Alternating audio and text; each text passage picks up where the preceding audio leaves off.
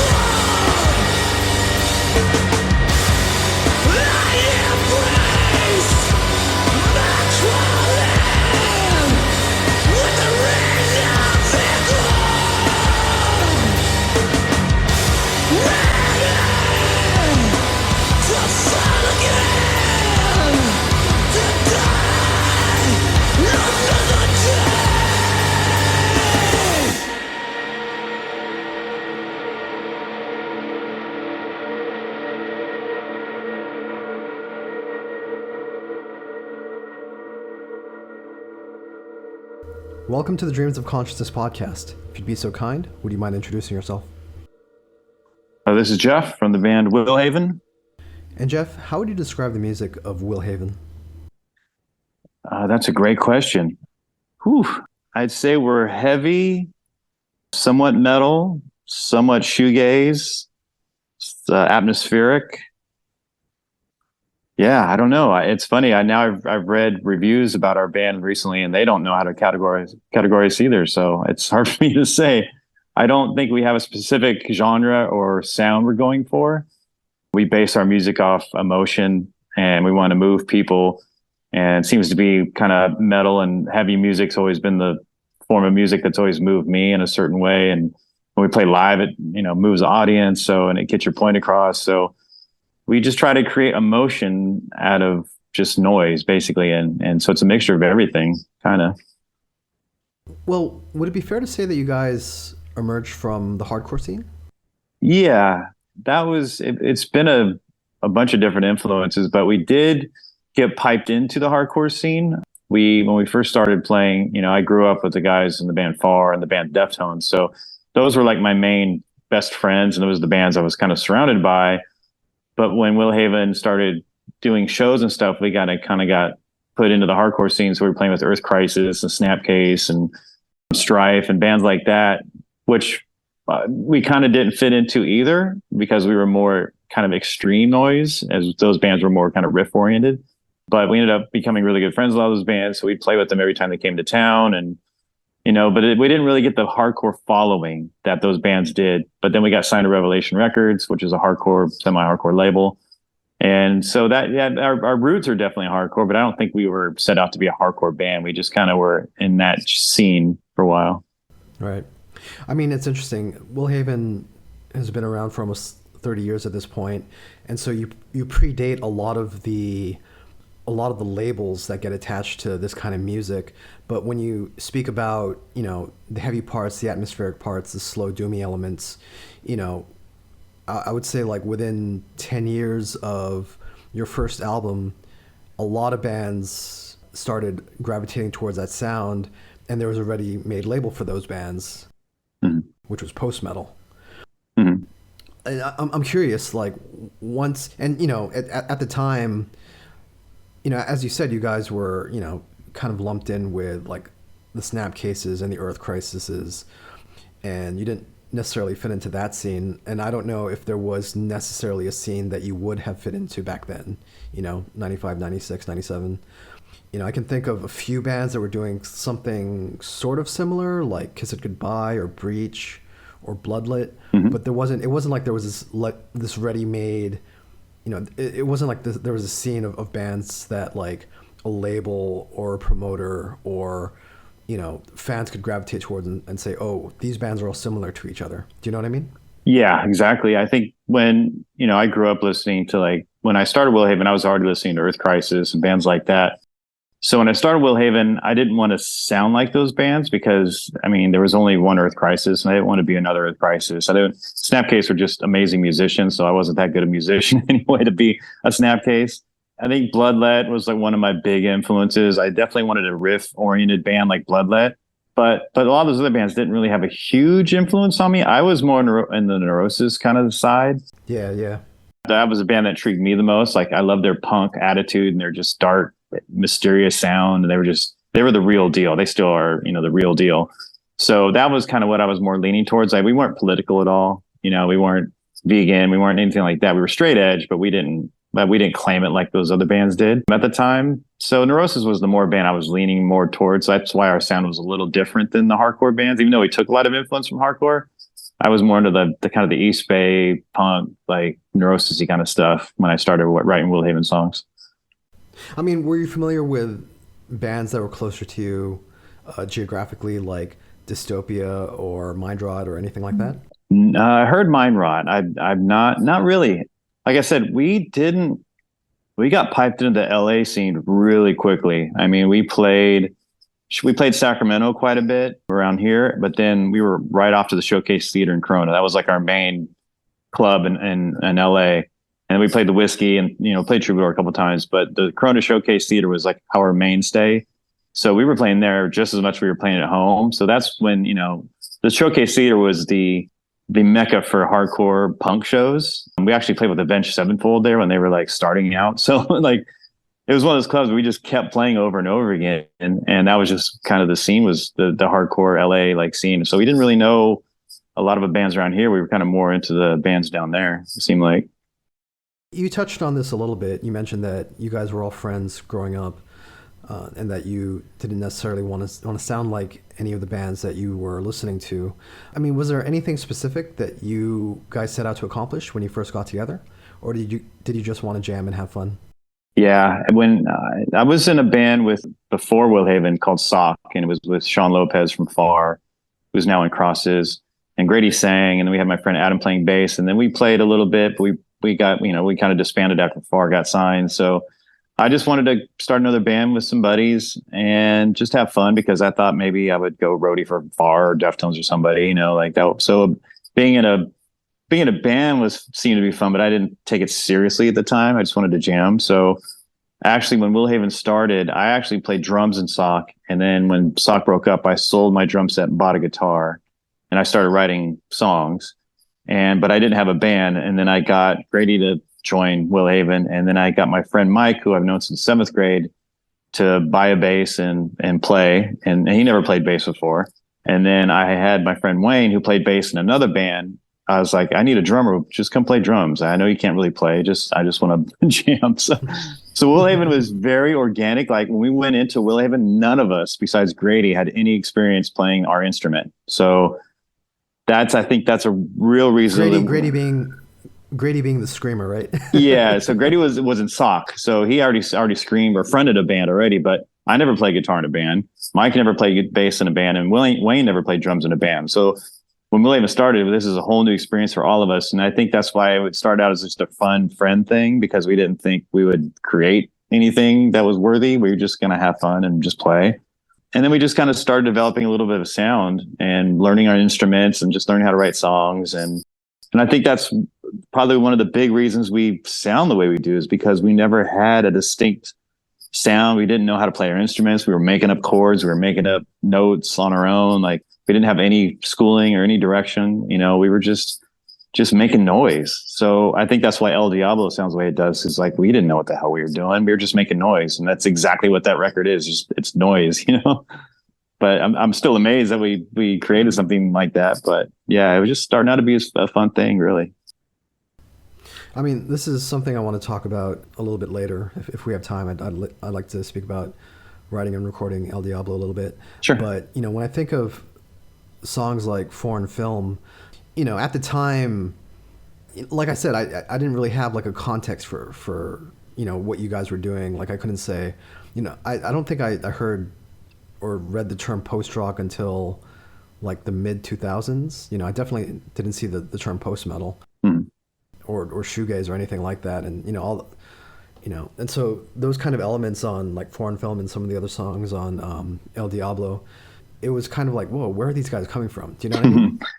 Yeah, I think we said the same thing. I think when we wrote the songs, we're like, hey, these are cool, and then it didn't hit me until we finished the record and I heard it in its entirety, especially when Stick Up Kid came on. I'm like, whoa, we actually created something really cool here. And it's different, and it's kind of out of the genre that we grew up in, and even our friends that we were close with, didn't sound like any of their bands. So I was really proud of what we did, and it was just one of those things where it just magically kind of just happened. We were in the studio creating stuff, just having fun, trying to different sounds, different chords, and yeah, it was a shock. I think it was a shock to a lot of people when they came out, because I don't think especially our best friends, they didn't expect us to write something like that. So they were kind of floored, like, well, you idiots made this. It was that's kind of how it was. But then the press didn't know what to do with it. Like, this is this band from Sacramento, they're noise metal. Like they didn't know what to call us, but it was cool. It's definitely, I'm happy and proud of that record for what it was. Yeah. And I think, it's especially now that I'm on that side of the fence where, I get a lot of people pitching stuff to me, and, everyone's always looking for the elevator pitch. You know what I mean? Like it's Slayer meets Deftones or whatever. Mm-hmm. And when you have a band like Will Haven, which, touches on so many different things, it's hard to sum that up in like 5 to 6 words. I'm curious, who was your audience at the time? I mean, you were emerging from the hardcore scene, but I remember early on, like a lot of metal magazines really gravitated towards what you were doing. Yeah, we've always been, I think we still are in a way, the musicians band, Right. Like musicians and even, people that music is their job or industry, they get Will Haven, they understand what's going on, maybe because we're a little different than what they get barraged with every single day. So when Will Haven comes in, they get a Will Haven record, like, oh, this is a little refreshing than what I usually get, so we've always had a very good repertoire in the musician world and in the magazine world, but fan wise, it's been tough, especially in the early days. Playing those hardcore shows, no one really liked us, because we were playing with Earth Crisis. We played with Earth Crisis a lot, and they have Firestorm, which is like probably one of the biggest 90s hardcore songs, and everybody's singing Firestorm, and we come out and it's just a wall of noise. We don't have any catchy phrases or choruses so kids that wasn't the thing back then. So a lot of the hardcore fans didn't get us. I mean, they tolerated us, but we didn't get the same like love that those bands did, which is understandable. We were different at the time, but it didn't really hit until we got on tour with Deftones in '97. That's when I really saw like, oh, okay, fans actually dig us. They like us, which was weird because that was more I hate to say it, but more the new metal crowd ish, at that time, '97. Yeah, yeah. So they gravitated to us way more than the hardcore scene did. So even though I have a lot of love for the hardcore scene, they definitely didn't make Willhaven. It was the new metal kids that actually pushed us to actually letting us do what we do now, which is kind of funny. It's kind of the world's been reversed a little bit. I mean, at the time, because I was I've been a dirtbag Hesher my whole life who grew up on like, Iron Maiden and Megadeth and stuff like that. Mm-hmm. And so there's definitely like that war, that conflict between like true metal and new metal or whatever it was. Mm-hmm. But I don't know. I mean, like, Willhaven had connections to Deftones and Soulfly.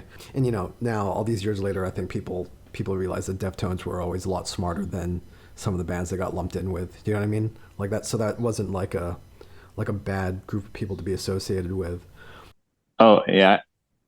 Yeah. I mean, but in terms of the new metal thing, like, Willhaven used to write songs in like 6/8 time, like that's, and I guess you guys still do.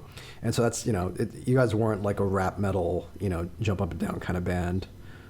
Well, it's funny you mentioned this because I was doing that. I was thinking that the other day because my girlfriend was asking about time signatures and I was teaching about 6/8, 4/4. So yeah, Willhaven's always been kind of the 6/8. It's just my thing. I feel it adds more of a groove to the song. And then we started going through bands and I was like, whoa, actually every Deftones song is 6/8. And that's probably why like the Earth Crisis kids couldn't get into because they didn't know how to do a circle pit in 6/8. Exactly. Yeah, they were 4/4 all the way. So what was the connection with Revelation? Was it because you guys were straight edge? How did they get involved? Well, when we started Willhaven, a friend of ours named Troy Davis was actually managing FAR at the time.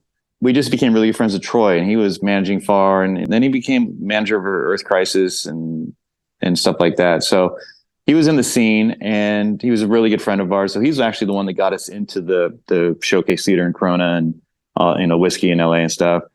And there was one show we played. I think we played with Strife or somebody like that, and Rob, who used to be in the band Unbroken, got a job at Revelation, and he was at that show. And I think he knew Troy a little bit too. And he went up to Troy because he knew Troy was from Sacramento or worked with Sacramento bands. And he's like, do you know this band Willhaven? And Troy's like, oh yeah, I'm managing them. And Rob's like, I think I want to sign them. Because at that time, Revelation had started Crisis Records, which was a subsidiary of Revelation. It was going to be more of a post-hardcore label. It was actually started by Walter from Quicksand, but so that was kind of their new deal. They were trying to find bands for Crisis Records. So Troy called me one day at home. He's like, hey, not to surprise you, but Revelation might give you a call here and talk to you. I'm like, whoa, I was just taken back because, I grew up on Victory and Revelation bands, So just to be mentioned with the Revelation star, I'm like, oh, that's cool, And sure enough, Rob called me and said, hey, we're really interested in signing you guys. And we were putting out an EP at the time, our first 7-song EP. And Revelation's like, we like to distribute it for you. We'll put the Revelation star on there if you guys want to sign to us. And so I was like, yeah, let's do it. So yeah, it was, it's an independent label. So there's no glitz and glamour behind it, but it was an honor for me to be on Revelation just because of the history of it, with Inside Out and Gorilla Biscuits, Youth of Today. It's like to be part of that family, it just means a lot. And especially because we were such a different band than a lot of the bands on that label. I thought it was really cool of Jordan to do. And Jordan Cooper's awesome. I still talk to Jordan quite a bit once in a while. And, he's super cool and he's always had our back. So I'm really proud to be a part of that family for sure. Yeah. But I think having you guys, Crisis definitely had a different vibe than what people would normally associate with, the Youth Crew Revelation sound.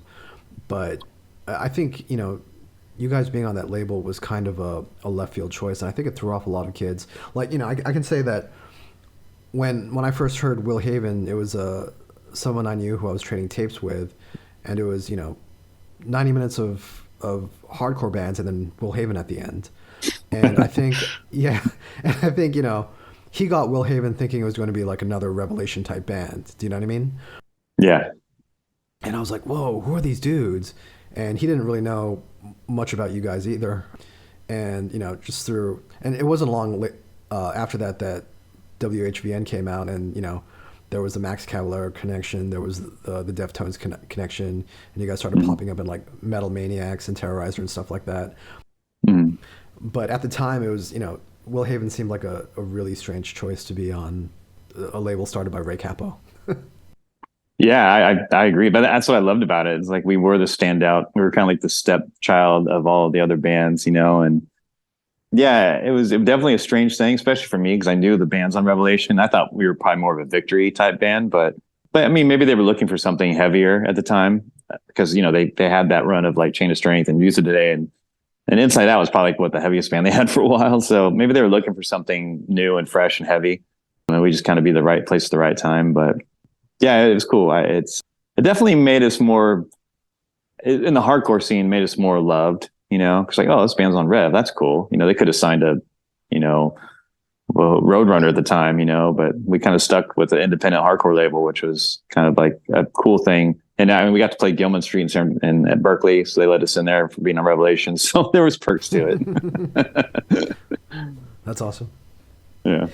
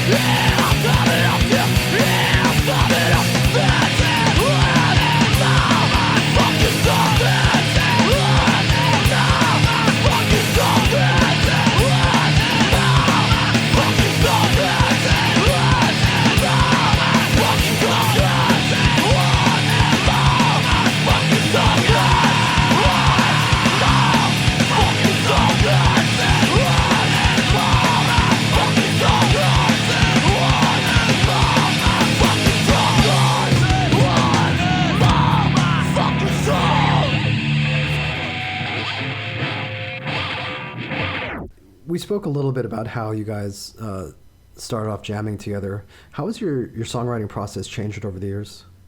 Do you guys still write as a band? Yeah, somewhat. I write most of it at home.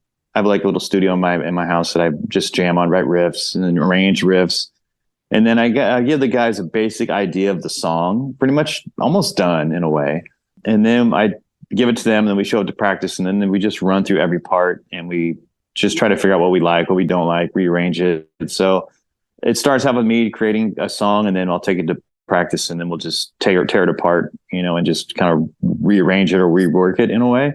So it's very organic still. We don't send files to each other. We don't go into the studio and write at the studio. Like everything's organic. And when we go to record a new record, the songs are pretty much already done. We've already practiced them a million times. We've already know what we're going to do by the time we get to the studio. So yeah, it's still very organic, like we were born in the 70s, so we're not the Pro Tools crowd, Yeah, yeah. we were older when Pro Tools came out. So we're still like, we like to do the organic way, just practice as a band, record on our phones, for ideas, whatever. So yeah, it's the only way to do it, for sure. So when the rest of the band hear your ideas, are they mostly just hearing, is it mostly just like guitar demos?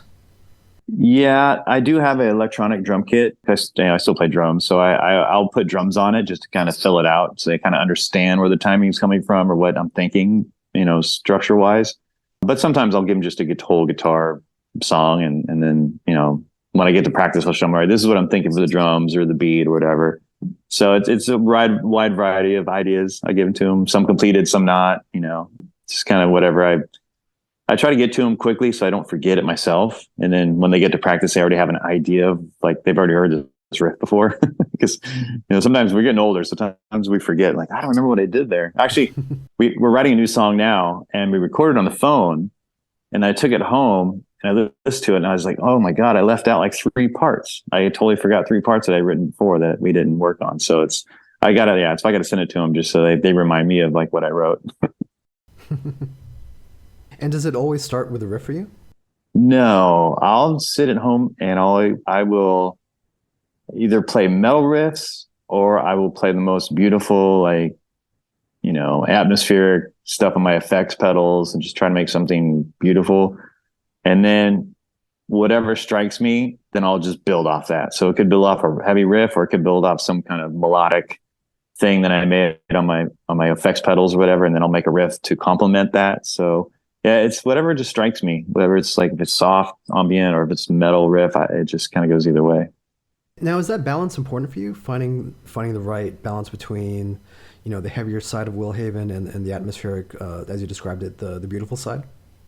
Yeah, I can't, it seems like I cannot write a heavy song without throwing something beautiful in there. It just not, I just need, like I said, this band is more about feeling than it is just songs per se. Like I want to have some kind of depth to our music. I don't want it to just be like I don't even know what band to think of, but I just don't want it to be straightforward. Like I don't want to be a band you put on if you're like, oh, I want to be happy today. It's like I've always envisioned Willhaven to be kind of depressing, just moody, just like gut wrenching. If the world's coming to an end, kind of, because generally I'm a happy person, and most of the guys in the band are really happy people. So to have that yin and yang, you need something dark and dreary and scary and to unleash, So Willhaven is our release. It's our deep, darkest fears and our deepest fears and stuff we hate about the world and stuff we don't like about ourselves. And it just is really like the world is ending kind of vibe what we put out into our music, and that's always been important for me because I'm a happy person, but I also have that depressing feeling that I kind of drawn to sometimes too. And it's just the balance of the world, it's like, I can't be happy and go write happy songs. I got to have some kind of balance in my life. And I need the music to be that way too. I need the music to be really dark and brutal, but I need something pretty to like make it balance it out. So that's just always something I've always been into. Bands like Pink Floyd do it really well. Radiohead kind of does it, in their older records. So just something I've always been drawn to. I need the salt and the sweet kind of thing, Right on. Does Grady have carte blanche as far as the lyrics go? Or do you guys kind of flesh out ideas and themes as a band? Not until there's a couple records he's had a couple people help him, but I would say 99% of the lyrics are all his. He just gets stuck sometimes. I mean, he is so creative at writing, just like anybody, even like for musicians, you get like a block writing. Sometimes I get stuck not being able to write a riff. And so but his lyrics are really meaningful to him. He can't write about a girl washing a car. Like he has to be like, he has to feel it, and it has to be something in his life that's going on that he has to get out, and sometimes it's more of just people not writing lyrics for him. It's just more of a push, like giving him a subject or giving him something to like think about. And we did have Adrian on this record throw some lyrics together for a song, and his girlfriend helped him a little bit on a couple parts, but 99% it's just all Grady. It's just him. What's funny about Grady, he doesn't write to the song, he writes poetry. And then he basically tries to mold that into our songs. So it's basically just a stream of consciousness that he writes. He writes lines down, and he feeds out, and he keeps writing lines and making a story out of it. So when we do go to record the record, he already has it, and he has to just mold it to the song, basically. I mean, if Grady wrote a song about a girl washing a car, the girl probably has cancer, right? Yeah, exactly. Yeah, she's gonna get hit by a train or something. Yeah. So at the time we're having this conversation, Will Haven is about to drop 7 on July 7th through Minus Head Records. And so I have to point out, July 7, the album is called 7, so that's 777. You got to add the 2023 though. Oh, that's right. I didn't even notice that. Oh, very cool. Yeah. Well, let's start with that. Is numerology something that interests you, or did it just kind of like work out that this was your 7th album and it was 2023? Both. I've always been, I wouldn't say really into numerology, but I have looked into it, and there's a number in my life that always pops up, and I see it everywhere, and it's always been a constant number in my life. And I read that it's an angel sending messages to me, all good vibes. It took me a long time to research that out. So numbers do mean something to me. When I look at it, I can see a meaning behind it. And the universe sends you these messages through numbers, I believe. But the record, which is the basic happenstance, we started writing in 2019, hoping to get something out in 2020. And then, of course, the world came to an end. And then we just during that time, we just kept writing music and working on music and just kind of taking our time, because we knew nothing was going to be open. We can't go tour. We can't do shows. Let's just take our time and just have fun with the record. And then finally, once, everything kind of opened back up, and we're like, okay, now we can finish the record. And we knew it was going to come out in 2023. And then from the beginning, I kind of had this feeling of wanting it to call it 7. I don't know why. I just had this gut feeling like 7 sounds cool to me. It's a cool number. 7 is a good number, but it's also a very bad number. So you can look at it either way, which fits our music. It could be good, but it could be evil. And so I always liked that. And it's our 7th record. So I just felt that needed to be called 7. And I think the first connection I made was like, oh, wow, 2023 equals 7. So that's kind of cool. And then we finally got the record finished. We got it mastered. And then I was talking to the people at Minus Head, and we were trying to figure out when to drop singles. And we were trying to do every other 4 week, 6 week, whatever. So we were picking our dates of the singles. And he's like, when do you want the record to come out? And I'm like, I don't know. That's a great question. Maybe fall, summer. I don't know. And then all of a sudden it just popped in my head. I'm like, wait a minute. When's July 7th? And Reka from our label's like, that's a Friday. And I was like, that works. And he's like, yeah, that's going to be cool. 777. And I was like, yeah, and the year's 7. So it just one of those things that just happened. We didn't plan on it. It just happened. It was kind of presented to me on a platter, well, here you go, 77. And it's like, oh, and the funny thing is well, we need to play a show on 77. So I called up my friend who was a promoter in Sacramento, and I was like, do you have anything open on 77? He's like, actually, I had a band just cancel on me. If you guys want to take that slot. I was like, yep, let's do it. So it was just, the universe just lined up everything perfectly for us when we didn't even really plan it. So that's great. Yeah. To me, Will Haven's always been pretty consistent musically, even as you guys experiment with different things and try, branch out into different genres. For you, did you go into this album wanting to do anything different or try anything new? Yeah, I think every record I do. Last record, Morte, I wanted to kind of implement a little more old Will Haven stuff, because I think Vor Dire was just kind of its own thing. That was a record I just really experimented on, just had fun with. But Morte, I try to go back to more of the older roots, but still keep it fresh and new. And then this one, I definitely had an idea of making a heavy record, but just throw some curveballs in there every once in a while, but keep the vibe going, but take some twists and turns that you wouldn't normally expect from Will Haven, or something you would think a heavy part would come up and it wouldn't be heavy, it would be a quiet part. So yeah, I think we were just trying to push forward and try to create something new and just kind of balance a little more than just kind of in your face for the half an hour. So I think we accomplished that. I think we threw some curveballs in there, and I think people didn't expect some things, but it's still heavy enough to where you can call it a heavy ass record, but it definitely throws some cool little changes in there that you probably wouldn't expect. It keeps you listening though. It keeps you interested in the band, and you kind of want to go on to the next song. Like, oh, what's the next song going to be like? Instead of just going, all right, if I heard one song, I heard it all. This record you can listen to a bunch of different times and not get tired of it, which is kind of was what we were going for. I've seen this album compared to El Diablo, and in some ways a return to El Diablo. Do you agree with that characterization? I do, in a way, because it seems to me this record has, if you take El Diablo, WHVN, and Carpe Diem, I think that's exactly what this record would be. I feel everything in those three records in this record.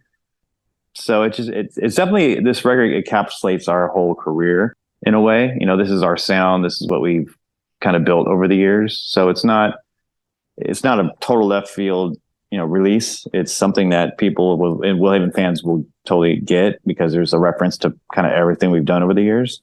So yeah, when people say that, I totally, it's not the straight 6/8 time signature that El Diablo was, but it's like right in your face. This one's kind of just more all over the place, but I do hear songs that remind me of El Diablo. I do hear a lot of songs that remind me of Carpe Diem, some WHVN stuff in there. So yeah, it's a mesh of everything, which is kind of cool. I don't think we expected that, but that's how it turned out. We didn't really talk about this when we spoke about your songwriting process, but how important is groove to you? Oh, it has number one for me. I think mostly, we try to write for the record, but we also try to write for live, performing it live too. And you want to see the crowd engaged in your music, and you want to see them banging their head. You want to see them just getting that release out, because connection at a show is really important. And we've always had a really good connection with fans at our shows. Like when people go to Will Haven's show, you're there to get your shit out. You're not there to just watch a band, because we're not the most talented band. We're not doing solos. We're not doing crazy drum fills. We're there just to blow you over, and just, if you have the worst day ever, you want to go see Will Haven just to get that anger out and just feel it. We want you to come in there, just leave going oh, I feel much better now after just seeing that, So yeah, we write to have a connection with the fans live as well as the record. So groove is the one thing you need to have that connection with fans, because that's the only fan. You can have solo all day, but somebody's not going to understand what that is, because they can't play guitar like that. But if you give them a heavy riff or you just nod their head, they understand that. They get that, and then they could feel it in their body.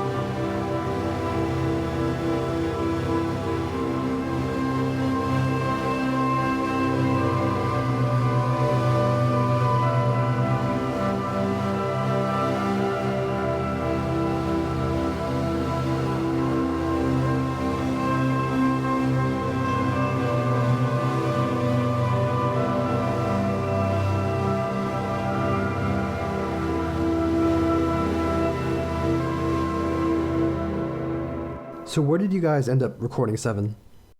At a studio here in Sacramento called Puss Cavern.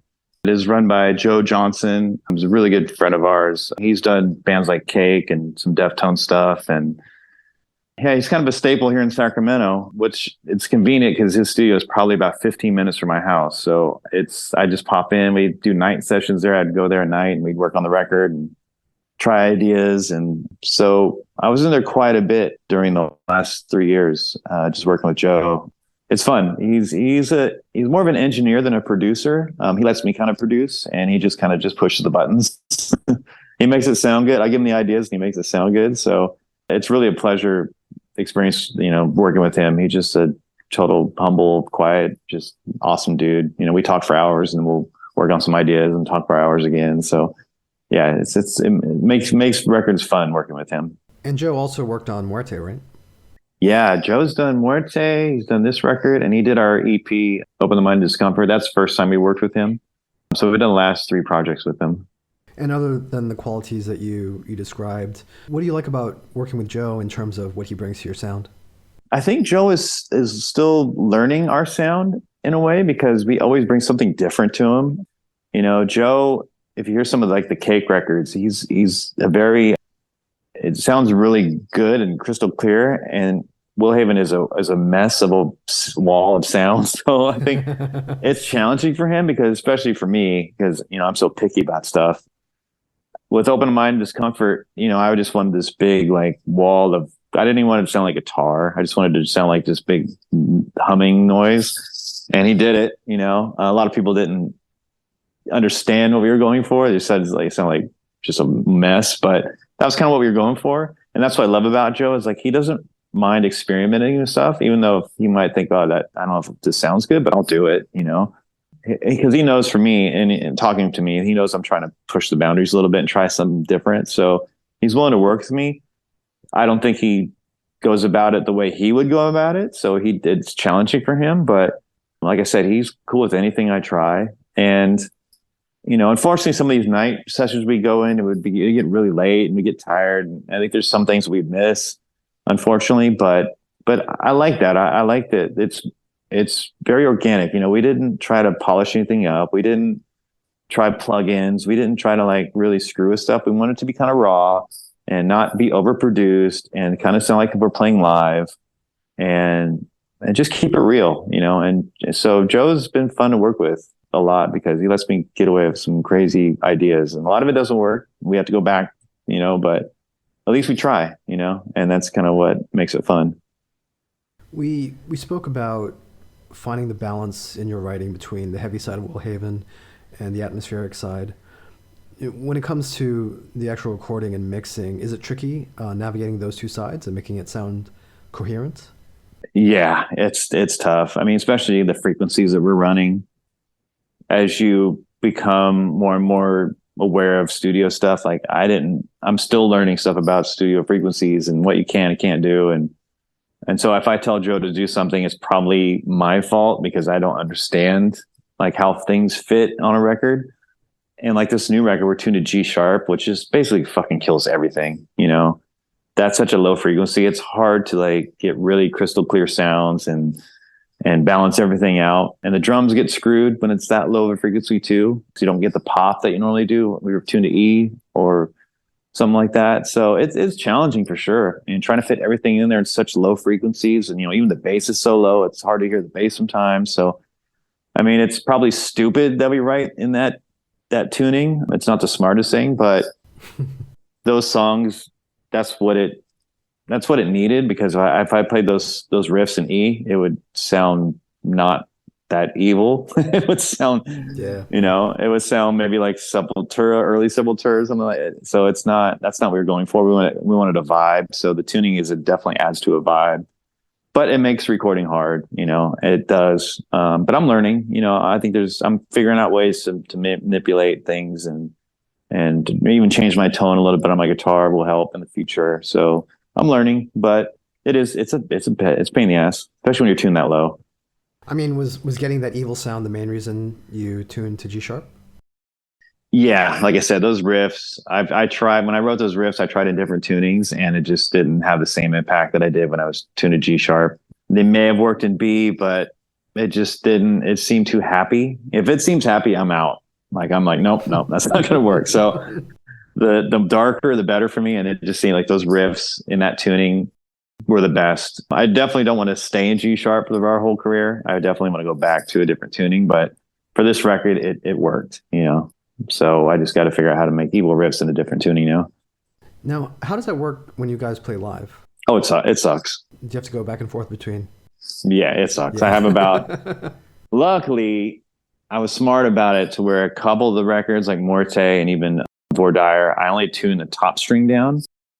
So if I'm in B, if I play B, like Carbonium's in B, but if I go to a Vordire song, all I do is do the top string and just to match the second string. So I don't really have to change guitar, I just change the top string tuning, which is nice. So I don't have to go through another guitar. But I do have about 4 guitars that I have to switch through the set, which I wish I would have stayed in one tuning my whole life. But you know, it adds to the different sounds of the band and live too. It's like, you know, you can, when you hear a song in G sharp, it's way thicker sounding than a song in say D, like El Diablo or whatever. So it's cool. You know, I probably will stop now. I'm not going to do any more crazy tunings. I'll just keep the ones I got and just work off that. And achieving this wall of sound, I mean, are you just throwing like multiple guitar tracks until you get like this super dense sound? We only do 3. So I've always been a guy that's really tried to make his guitar tone sound big live. So I get that down and then I go to the studio and then I just, you know, I put it down. And then if I need, we usually do 3 just to make it sound big. But yeah, I'm pretty, I say anal about my guitar tone. On this record though, I changed, I think 3 different amps over the course of recording this record. I started out with one amp and I switched to another one and now I'm on a whole different setup and I recorded a couple songs on my new setup. So my guitar tone is huge. It sounds big. I'm still working on it though. So I don't have my perfect tone down yet, but yeah, it's not, you know, we don't record 10 or 11 tracks. It's maybe 2 or 3 at the most. And that's it. Okay. 2 or 3 per channel. So 2 and 3 on the left side, 2, 3 on the right side, or like we'll do right channel. Yeah. Center. So left, right, center. Okay, I see. Yeah. Wow. Do you want to say anything about the guests that you have on this album? Yeah, so we just had one, Reka Osborne, who sings in my other side project, Ghost Ride. He's been a friend of mine forever. He was in a band called Ten Fed from Sacramento, and now he's in a band called Death Valley High.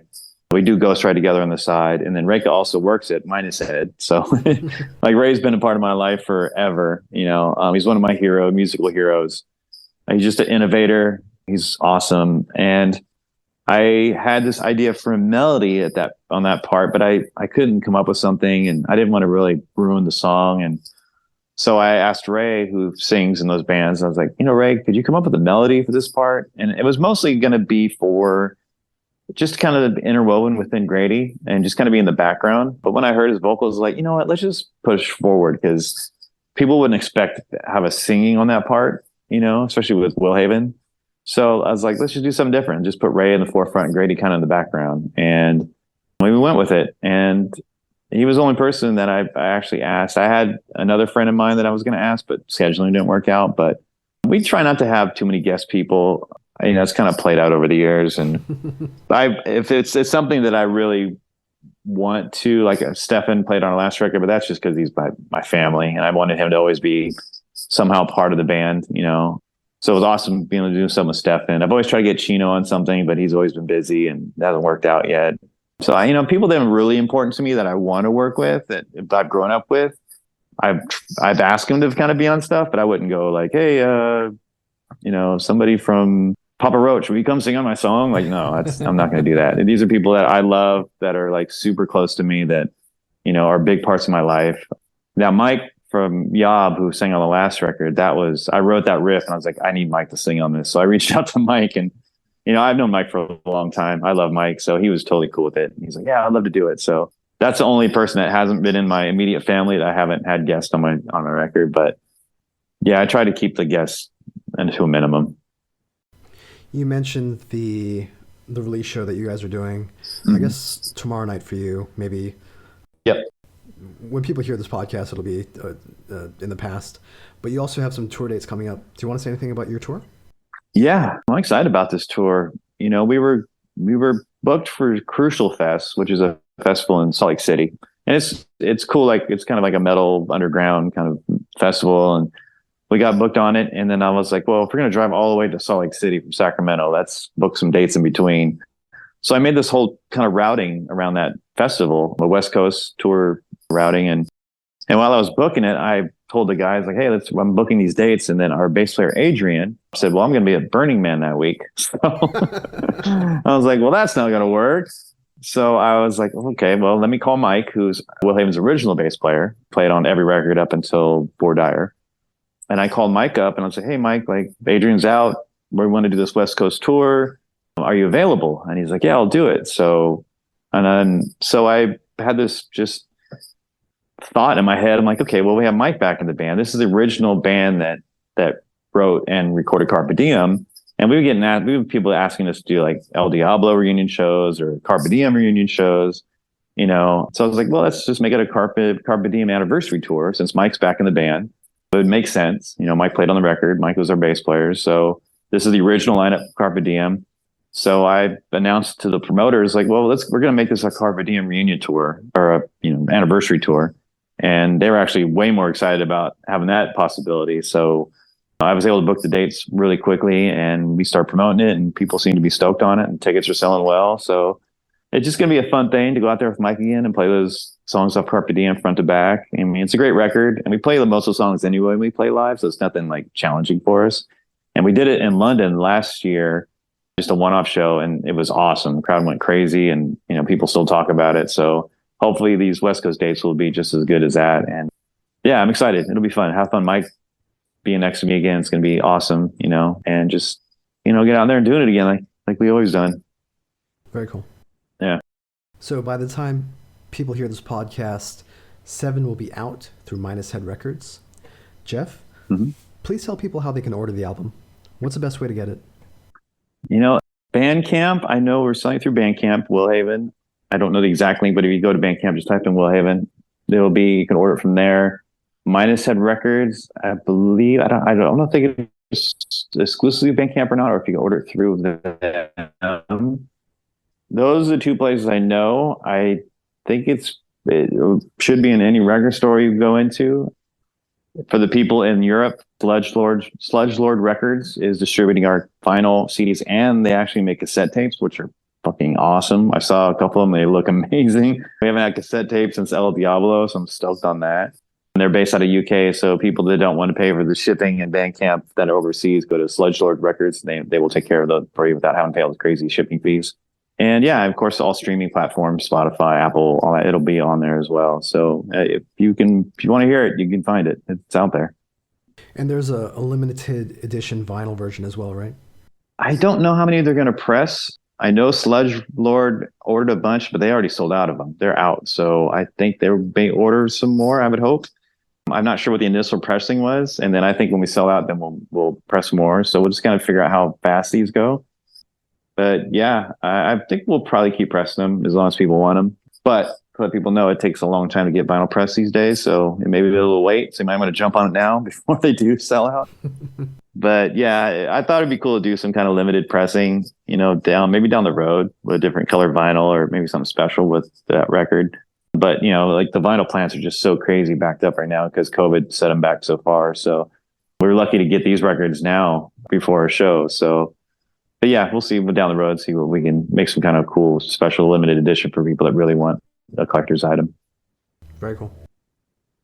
And if people want to follow Will Haven online, what's the best way to do that? We're not too social savvy, but we do have Facebook. Will Haven 43 is our Facebook page.